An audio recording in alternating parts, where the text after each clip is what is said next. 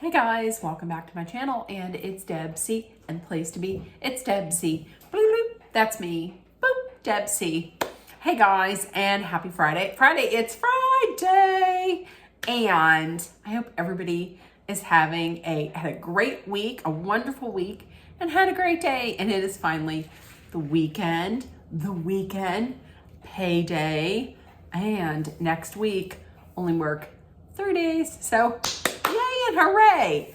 Now, what are we going to do? By the looks of the title, I'm finally going to get to breaking down this week's Real Housewives of Beverly Hills. Let's talk about it. Let's snark about it. Let's get right into it. Okay. So Sutton and, why did I say Sutton and Erica? Sutton and Kyle visit Jennifer Tilly and her drunk doll, Tiffany. Listen, damn, Jennifer Tilly is getting some bucks. I mean, she got all those homes. She got one house next to another house, and one house is just for parties. And how about that dress? Jean Paul Gaultier made her doll a $4,500 dress. I'd like to have that money, but not that doll. Okay, so the ladies get there and they're talking about Dorit. So Sutton said she brought this up. She made her point in the Sprinter van because she wants the women to be open and honest about things and to talk about things without getting yelled at or being ganged up on. And the reason for the pact, she's saying the reason for the pact is so that the women don't, I thought this was laughable. The women don't talk about people behind their backs, which is really rich because everybody, not only on your show, but on every other housewife show, talks about people behind their backs. It's kind of what Housewives was built on. That's what causes the drama. So, you do it, everybody does it. I mean, and you do it later on in the show with Garcelle. So, I'm just saying, it's kind of hypocritical, kind of rich.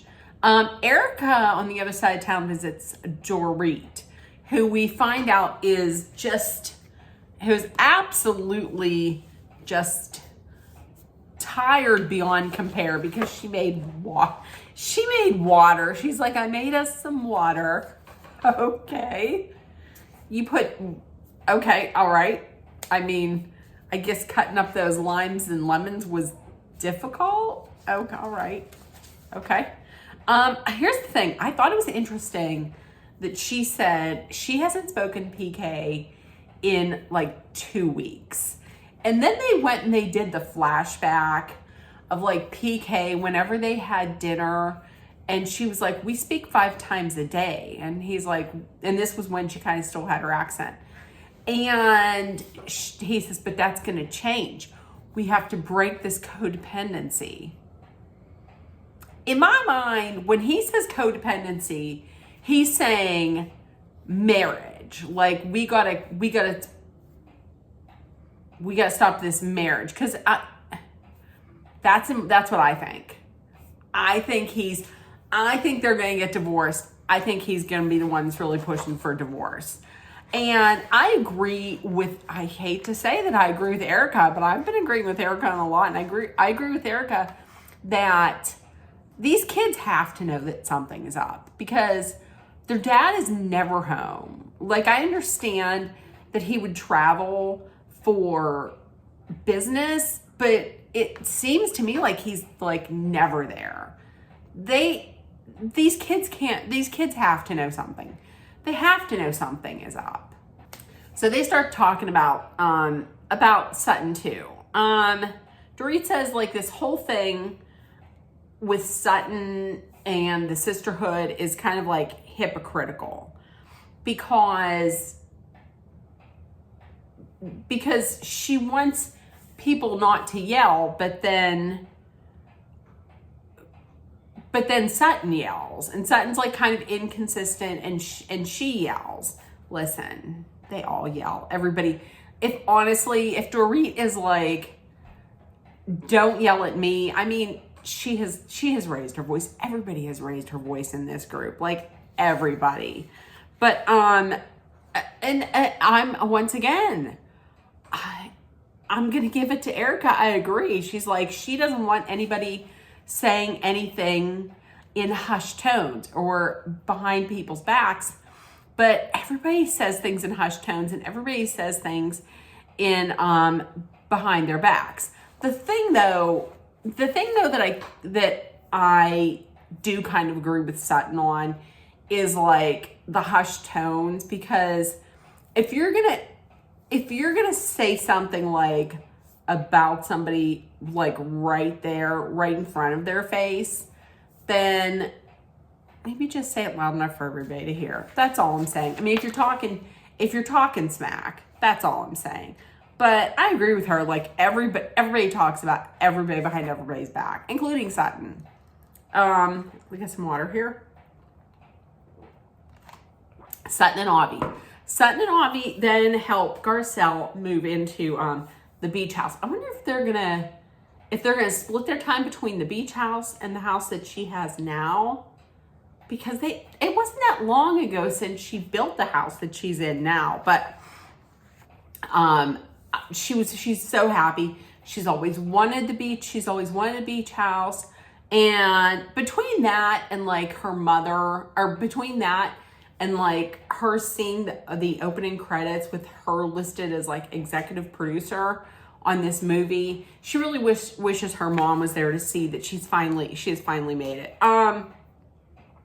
Listen, Avi, I thought maybe Avi looked like he was maybe dropping a little, but she had said, Dorit had said, or not Dorit, when they were moving in, Avi, she had said about Avi, she said he's surprisingly strong, even though he's on that Ozempic thing. So Avi's on Ozempic. I'm gonna tell you, make Avi an honorary housewife. If you're gonna force us to watch Camille, make Avi an honorary housewife. So they get there, they move stuff in, and then they have a little drink. And they talk about Dorit. Sutton says if Dorit would ever want, if it would come to a point where the other shoe drops, I'll be there with financial prowess, or financial tips or whatever, or financial help. Listen, I don't see Dorit taking her up on that. I cannot see Dorit taking her up on that. And then speaking about PK, Garcelle brought this up. Now, a lot of people are jumping on like this Garcelle hate train.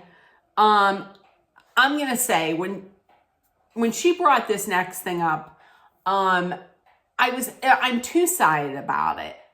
First of all, I'm like, is this what we're going to try and do? This is going to be your storyline this year. You're going to cling to like Dorit and this robbery. But then part of me was like, well, wait a minute. I mean, there are a lot of people who are hating on her. However, last year, I had seen grumblings. I had seen people out there in social media wondering if this is something that was real. You know what I mean? That was it staged?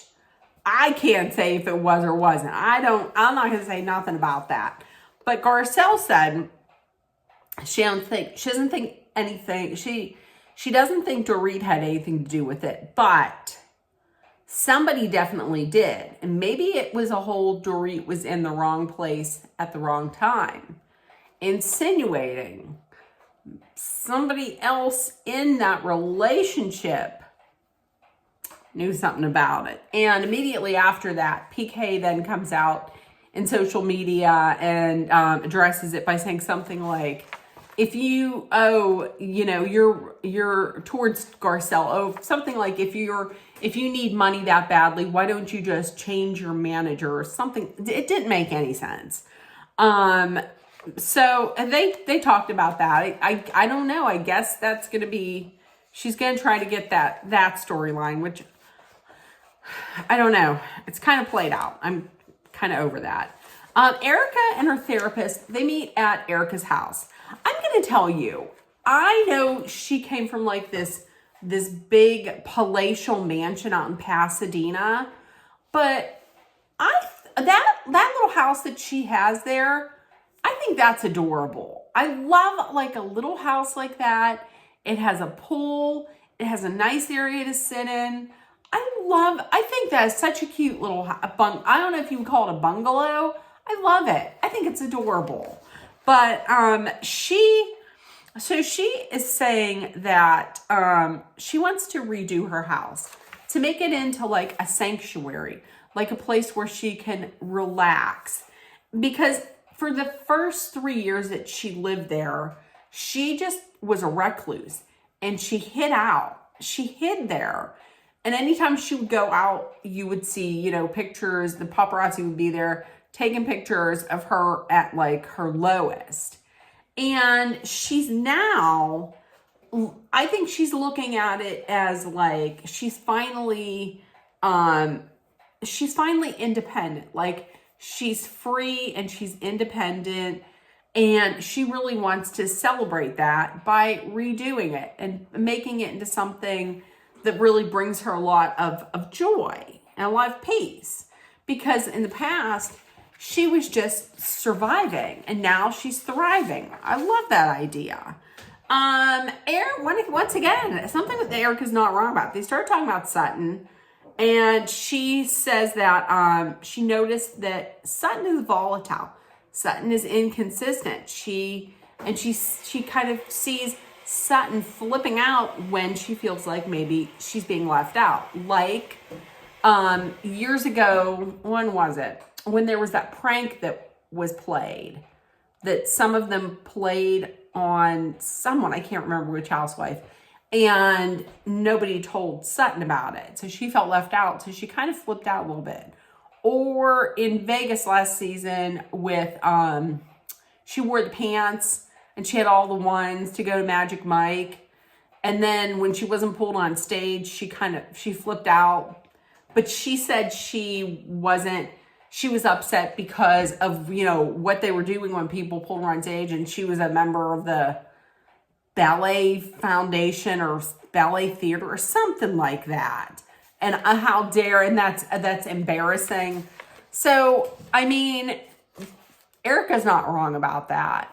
The problem that Erica did have was, why did Kyle get a pizza pajama party from Sutton? But when she was going through a divorce, when Erica was going through her divorce, she didn't get a pizza party. And I agree with her therapist that you didn't get one because these are Kyle's divorce and your divorce are completely different. Like Kyle's marriage issues don't come with like this massive fraud case, that had been ongoing for like decades.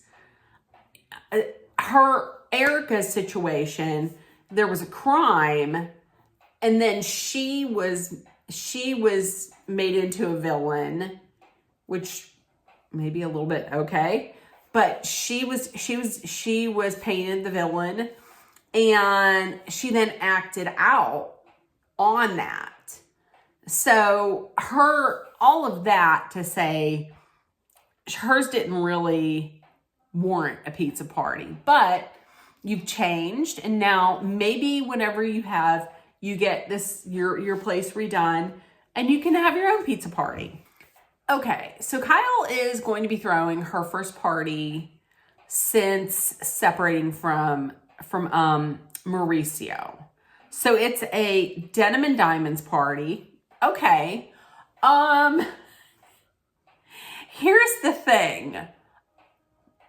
that pony, that mini horse. Did they get that out of the back of a PT Cruiser? Like, how big is a PT Cruiser that they could fit a mini horse? Did you see that? Did anybody else notice it, or was that just me? That they're getting this mini horse out of the back of a PT Cruiser. I mean, I've been in a PT Cruiser. I know it was big enough for a mini horse, but okay. Also, there was bull riding at Erica's great grandmother's funeral. She's like, this is gonna be so much fun. I haven't ridden a bull since my great grandmother's funeral. There was bull riding at a funeral. Maybe I should have my funeral out on a lake, and you could be like, yeah, there was jet skiing. There's jet skiing at the last time I jet skied was at Deb's funeral. Like what? Like what? Yeah, the last time I was on a trampoline, it was at Mima's funeral. Like who? What? Okay, so listen, the big problem that I have with this party, Camille. What the fuck do we need Camille? Why do we need Camille? I'm just going to continue to call her Camille Grammer. I know she's not married anymore to that tool bag, that total smooth-headed, smooth-brained Neanderthal asshole, Kelsey Grammer. Listen, as much as I can't stand Camille, what he did to her was so shitty. That's the absolute reason why I will never watch anything with Kelsey Grammer in it ever again. Ever. I'm not a fan of Camille's, but that son of a bitch, I'll never watch anything that he's in. Okay, side rant over. Camille comes in. Brittany, I'm surprised she didn't have to take a call from Britney Spears because she wants her matching denim dress back from the Grammys. Once again, why in the year of our Lord 2024 is Camille at this party? She needs her moment. She needs some coins. Dorit comes in saying she just needs a relaxing time. She says, what does she say? She says, I need to relax. I just need to unwind and relax. Let's get it. Let's listen. The hat, I loved. I liked the hat on both Erica and Dory. What's with that bodysuit? I mean, if I had a body like Erica, I would probably wear something like that. Maybe. Probably not though, because it would be difficult to pee in. You know what I mean? Like it would take a long time to get off to go to the bathroom. So maybe not. But those pants, I get they were vintage, but the strap all up your cooch and on your crack, that doesn't. I don't like how they looked. I just didn't like that. People were like, "Oh, look at you! You got a booty." And what are those vintage? Oh my God! I don't know that I liked anybody's outfit from there. I mean, maybe Kyle's. I don't know, but her boob was popping out on the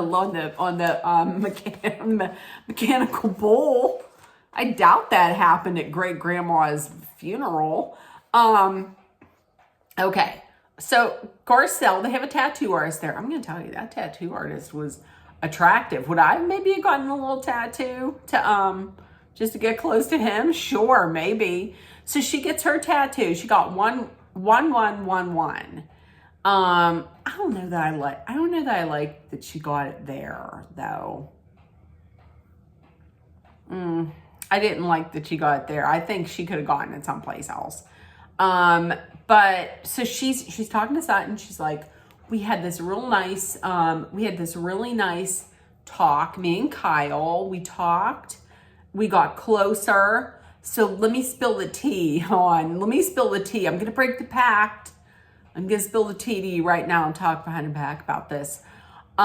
She tells Sutton that Kyle told her, hey, listen, PK is still texting me.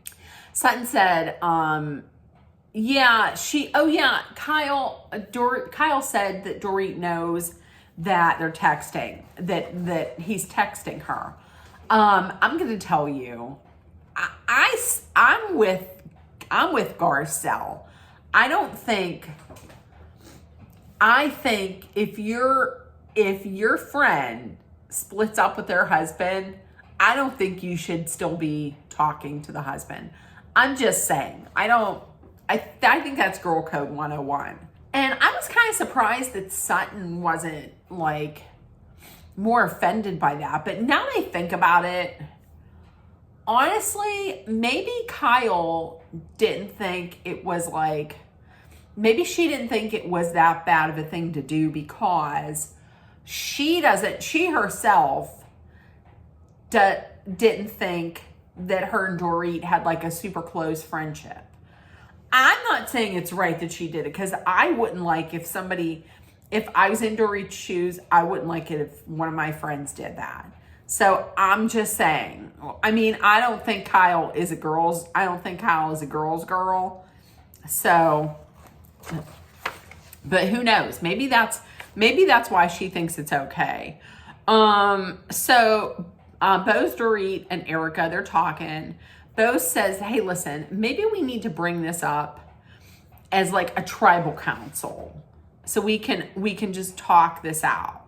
But then she's like, I don't know if that's going to work with this group though, because typically you would start small and you would talk about things, but these people don't. They just go from 0 to 60 and just start screaming about stuff. So maybe that won't work. So all the ladies get together, all the housewives, including Camille, who for some reason has to be sitting there listening to the problems. She don't got Diamond anymore, and hopefully she don't ever get a Diamond back. So they're like, okay, Sutton brings up this sisterhood. So Erica's like, okay, well, I want to get something out there then. She's like, listen, Sutton, I think you are volatile and inconsistent. And I wonder what Sutton is going to say about that, because Jennifer Tilly in her confessional is like, that is a good description of Sutton. I don't know how that's going to go over. Sutton then says, no, I'm truthful. As if to say like, no, I'm not volatile. I'm being truthful.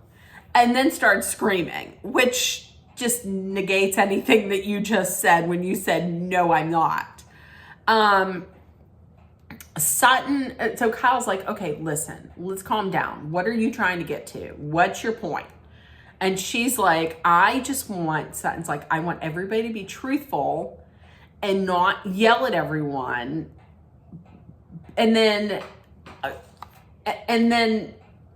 Dorit is like, but but you're not though. How can you lead this parade of let's be honest and let's be open and let's not yell when, I mean, you're not doing any of that. And I don't know, she was being, I mean, I like Sutton, but she was being inconsistent, and she was going back and forth, because one minute she was screaming and then the next minute she's talking like this. Well, what if I talk like this? What if I talk in hushed tones? And it was just, it wasn't coming off. It wasn't coming off how she wanted to come off. I'm thinking if you want someone to lead this whole sisterhood thing, it would be Bo's, because she's the only person that hasn't flipped out. I mean, not yet. She hadn't flipped out at anybody. So then comes the phrase that really gets Dorit, and Sutton says, listen, you're angry, and you're not angry at me. You're angry at your life. It's not my fault that you're in the position that you're in. Listen, I thought that was kind of a low blow. at Dorit just because she knows it's a tough time for Dorit, and she brings that up. I don't know that she's 100% incorrect. I think Dorit is angry at her life. She's upset with where her life is at, and like where her marriage is at, and but I thought it was a little bit of a low blow. Dorit came right back. She was like, "You want me to be honest and transparent? My life sucks right now. It's at the lowest it's been." So she came back and she was very open and forthcoming about that. However, the thing is, last year when there was talk of there being problems between Kyle and Mauricio, it didn't seem like there was a ton of understanding from Dorit. I'm just saying. Bose was correct, though, in saying that Sutton was weaponizing Dorit's problems because she was like, how am I doing that? Well, weaponizing is when you take somebody, they're at their lowest point, you take their problem, you turn it on them, you sharpen it, and then you use that to hurt the person. That's weaponizing. And that is kind of what Sutton was doing. But then again, has Dorit done that in the past? That's all I'm saying. So they're talking about weaponizing, and then who has to insert herself but Camille? I have no idea why. It's maybe to get relevance, to get a moment, who knows? She's like, I remember when my house burnt down and I lost my assistant that I've had for forever, and I didn't get compassion from you, Dorit. Listen, I would have, and didn't Dorit immediately start with the see you next Tuesday? I would have had that same damn reaction as Garcelle. Damn. Like, oh, she went right out of the gate. Listen, I think Dorit is asking what everybody else wants to know. What are you doing here, Camille? What are you doing here, Camille? And Camille starts about like, oh, when, this and that and how you used to be and how you are now. And you came over to my house with her. And she points at Erica. You come over to my house with her. Erica was like, yeah, I'm Erica. Yeah, hi. I completely in confessional. I'm not a fan of see you next Tuesday. Not at all. But Erica, have at it in that situation. She was just like, see you next Tuesday. The censors had to be on their toes for this show because they were dropping C-bombs like C-bombs were dropping like snowflakes. But hey, it was another good show. Next week, we find out, it looks like Dorit's talking with Bose. They're going to couples therapy, and PK just blurts out, this is why I want a divorce. Didn't I tell you? I told you. From the second they sat down and had that talk, I guarantee you, in his mind, he's like, we're not going to stay separated long. This means divorce. We're getting divorced. I want a divorce. And then the ladies go to the Viper room. I didn't even know that was still standing. They go to the Viper room. Kyle and Dorit go at it again. Kyle saying she'll stop texting. She'll stop talking to PK. And then Dorit says, well, you need to stop yelling at me. And there we go. I thought things were headed in a nice direction for them, but oh well. Okay, so listen. In the comments, please let me know what you thought if you watched this week's episode. I am going to watch Real Housewives of New York City either tonight or tomorrow. So sometime this weekend, you're going to get a recap of of Real Housewives of New York. I'm one of 8 people who are still watching it probably. So listen, if nobody told you yet today you are loved, seen, and heard, please make sure that you put love, kindness, compassion, acceptance, hope, and positivity out there in the world. Did you hear it? Now my sinuses are starting to drain. Please take care of one another.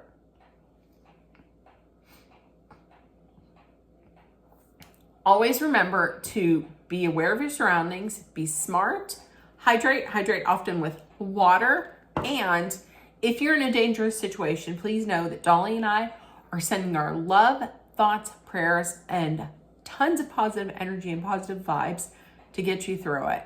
Love you guys, and I will see you tomorrow it's going to be a video. We might have more than one, but at least one. So, bye guys. Happy weekend. Happy Friday. Bye guys.